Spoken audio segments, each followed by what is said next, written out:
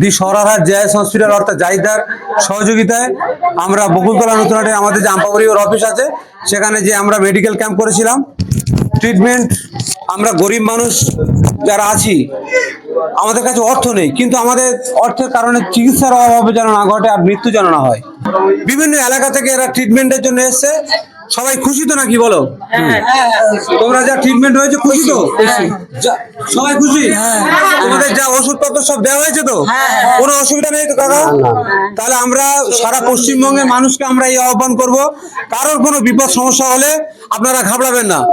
আমরা পশ্চিমবঙ্গ সরকারের স্বাস্থ্যসাথী কার্ড আছে, যার মাধ্যমে আমরা যথাসাধ্যভাবে অপারেশন করানোর চেষ্টা করব। আমরা অর্থ নেই বলে চিকিৎসা হবে না, এটা কখনো সরার জেএস হসপিটাল হবে না।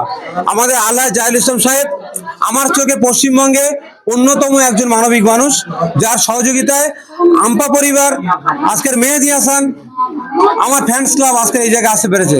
তাহলে তোমাদের সব ঠিকঠাক হয়েছে তো? আচ্ছা।